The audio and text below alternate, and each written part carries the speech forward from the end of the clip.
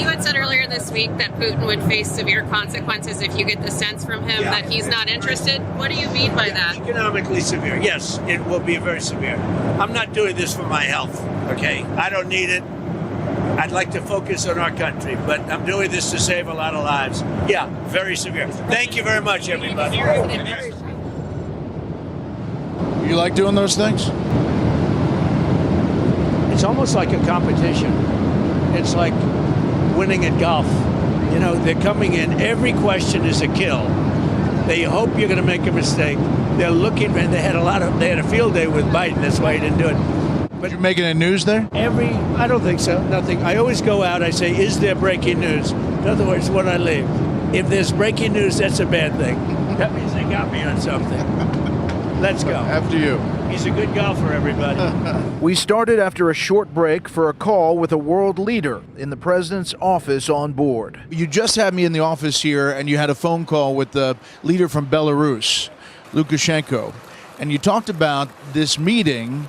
Can I ask you what he told you about the possibilities? Well, I really called him to thank him. He released 16 prisoners, and it was a very nice thing. They've been trying to get these 16 people out for a long time. Biden was obviously unable to do it. Even other countries, because it's not just Americans. And he was great. He let them out, and I just called to thank him. And believe it or not, there's about 1,300 more, and I think he'll let them out too at some point in the very near future. And what about his thoughts about this meeting that you're going to in Alaska? He was very positive about it. He's friends with President Putin, as you know, very, very close neighbors. And they work together. And he thinks that President Putin wants to make a deal. He wants to stop this horrible killing. He mentioned it himself. He said it's a horrible situation. And he said he has great respect for me and for the country, but he didn't have a lot of respect for our country under a certain different leader. And I can understand that because nobody else did either. So what are your expectations? I mean, is the goal of this meeting in Alaska to walk away with a ceasefire? So when you talk about deals, it's all I do. My whole life I do deals. You never know. You don't like to have too many expectations. You want it because you have to weave and bob and you don't know what's going to happen. But we're going to go and find out. I'd like to see a ceasefire. I wouldn't be thrilled if I didn't get it, but everyone says you're not going to get the ceasefire. It'll take place on the second meeting. The second meeting is going to be but I'm not going to be happy with that.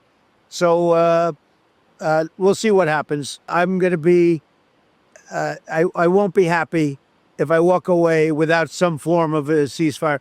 Now, I say this, and I've said it from the beginning, this is really setting the table today. We're going to have another meeting if things work out, which will be very soon. Or we're not going to have any more meetings at all, maybe ever. But don't you sense that Putin comes to this table maybe in an economic pinch, and that maybe the things you've already done have put him in an economic pitch? Is there an economic side to this, as Russia hoping to open up to the world? Well, he lost an oil client, so to speak, which is India, which was doing about 40% of the oil. China, as you know, is doing a lot. And others, I have another few countries. And if I did what's called a secondary sanction or a secondary tariff, it would be, very devastating from their standpoint. If I have to do it, I'll do it. Maybe I won't have to do it. He's coming, though, with the thought that maybe there's going to be a deal on the economy. He's coming with businessmen and... Yeah, they're bringing a lot of people. Over 500 people are coming. A lot of them are businessmen. And what they really would like to do is, look, we built in a short period of time the greatest economy ever. I had the 4 greatest years ever as an economy, and this is going to blow it away. We're doing well. We were a dead country. And I say this often. I'll say it loud and clear. We were a dead country a year ago, a dead country, not respected by anybody. We had inflation at levels that we had never had before. They say 48 years. I say it was worse than ever before. So if you were to paint a picture of what perfect looks like coming out of Alaska today, what does that look like in your mind? Look, it's not for me to negotiate a deal for Ukraine. but I can certainly set the table to negotiate the deal. And our next meeting will have President Zelensky and President Putin and probably me. I'd like to focus on doing our country, but I get these interruptions. I've solved 6 wars in 6 months when you think about it. And that's from Pakistan to India. That was going to be a terrible one. Planes being shot down. That was getting ready to flare, and then nuclear powers and so many others. And Well, Armenia, Azerbaijan, Congo, Rwanda. In fact, did you see that Hillary Clinton yesterday said that if you got this deal done and not capitulate to Putin, that she would nominate you for the Nobel Peace Prize? If President Trump were the architect of that, I'd nominate him for a Nobel Peace Prize. Well, that was very nice. I may have to start liking her again. I will say this. This is an important meeting. The second meeting potentially is more important. It could be more finality. It's not for me to negotiate for Ukraine, but I think I have a pretty good idea what they'd like to see and what's good and what's not good. But more importantly than the deals and all of the things we've been talking about of their lives, they've lost right now 5,000 to 7,000. They're losing a week, mostly soldiers, Russian and Ukraine soldiers. Think of this. You have Russian soldiers, you have Ukrainian soldiers. They're losing on average 5,000. Last week, they lost 7,011 soldiers and some other people where bombs were lobbed into Kiev and other places. It's something that has to stop. And I'll tell you what, if I didn't win this election, and if I wasn't doing this, you right now could be in a third world war. That was heading to a third world war, Well, look, I've known him very well. I had a very good relationship despite the Russia hoax. It was a hoax. And that really made the relationship much harder. But I had a good relationship with him. We had no problems. We had, a country that we were getting along. We were doing fine. We have tremendous potential. Russia has very valuable land. We have tremendous potential to have a great relationship, a great business relationship. But we couldn't do it because of the crooked, demented people that created the phony Russia. And I told him, I said, Vladimir, there's no way we're going to make a deal. You know that. He said, well, I think it's going to be tough. I said, no, not tough. It's impossible. Because I have wise guys that created a phony deal. And until that settled up, that was the hoax, the big hoax, one of the greatest hoax. I think we have a lot of others that we can talk about, all by the same group of very, very bad Americans. I'm going to be nice when I say it that way. But we have a potential to do some very good things at this meeting.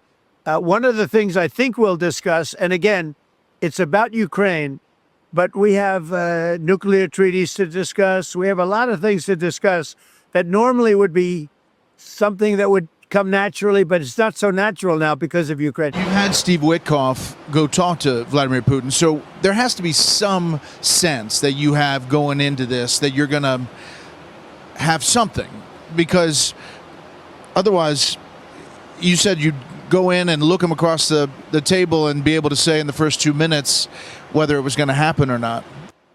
I'll be able to tell very quickly whether or not this will be a good meeting. A good meeting really is more, in my opinion, scheduled to be the second meeting, but I won't be happy about that. I'm not looking to waste a lot of time and a lot of energy and a lot of money doing this. I want to get it done, and I want to really stop them this week, not next week. So we're going to have a second meeting.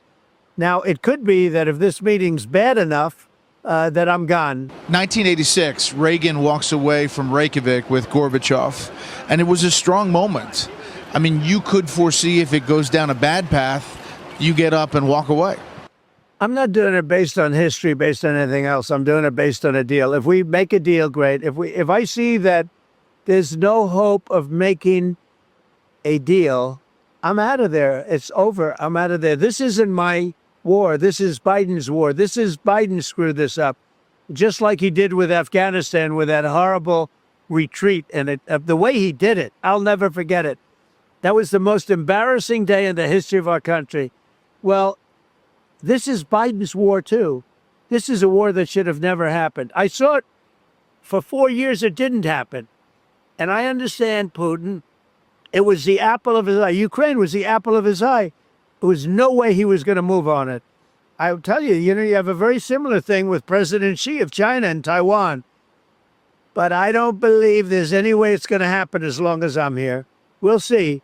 He told me, I will never do it as long as you're president. That's President Xi told me that.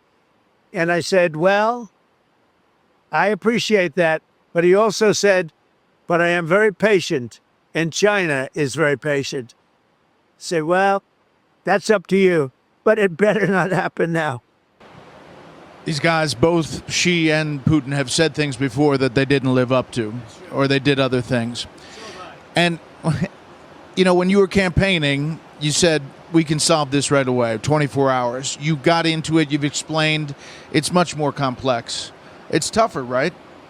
So I thought this would be, I settled 6 wars recently, like Congo was going on. This was with Rwanda, was going on for 31 years, and I got it settled. We have a case with, take a look at Cambodia, take a look at so many.